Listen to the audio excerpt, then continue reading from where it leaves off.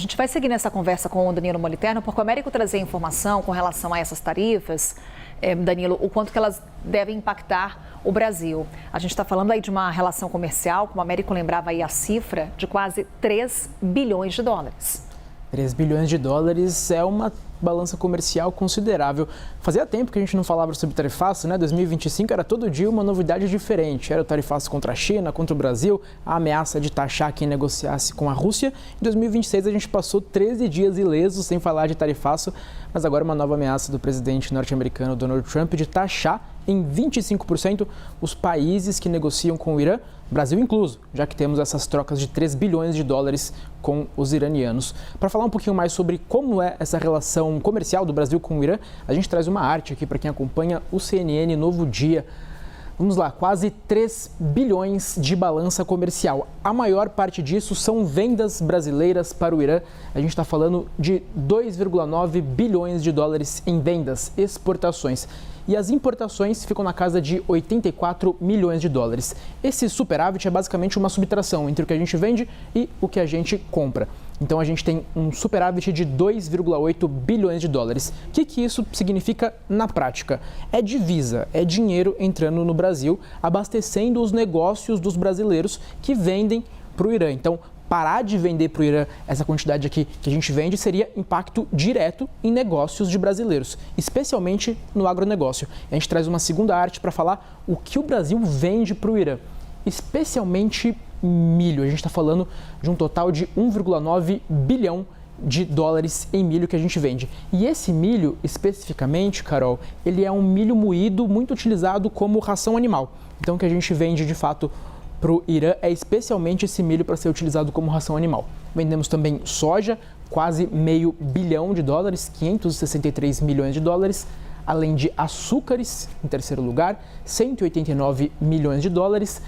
Quarta posição, farelos de soja para animais, novamente ração para animais, 182 milhões de dólares em vendas. E a gente finaliza com o petróleo, estamos falando de 256 mil dólares, portanto, uma quantidade bem mais baixa do que os outros 4 que a gente vê aqui na lista. Isso que a gente vende para o Irã, relembrando, a gente vende muito mais do que compra. Para a gente ter uma ideia, o Irã ele é o 32º país que mais compra do Brasil. Vamos para uma segunda arte para falar o que o Brasil compra do Irã, que lembrando, aqui numa proporção muito menor, a gente compra especialmente adubo e fertilizante. E a gente está falando de um produto que o Brasil não produz o suficiente, nosso agronegócio é muito forte e a gente não produz internamente adubo, fertilizante suficiente para abastecer o nosso agronegócio. Então a gente depende de importações e depende um pouquinho das importações iranianas. A gente está falando de compras de adubo e fertilizantes na casa de 66 milhões de dólares. Na sequência, frutas e nozes, 11,7 milhões de dólares. Vidro, na terceira posição, 2,7 milhões de dólares. Medicamentos, 2,8 milhões de dólares. E para fechar, os polímeros de etileno, este composto químico, 118 mil dólares.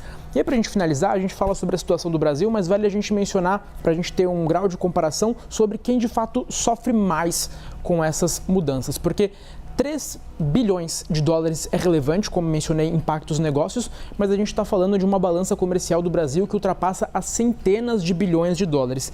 Então a gente não vai ver um impacto tão grande nesse cenário macro. A gente vê sim, no cenário micro, como mencionei, esse produtor de milho moído que vende para o Irã, é claro que o negócio dele vai ser impactado. Os países que sofrem numa proporção maior, por exemplo, a China é o país que tem a maior balança comercial com o Irã, a gente está falando de mais de 30 bilhões de dólares em balança comercial, e aí a China ia sofrer bastante porque já tem uma taxa de 20% dos Estados Unidos, iria para 45% e acirraria ainda mais essa tensão entre China e Estados Unidos.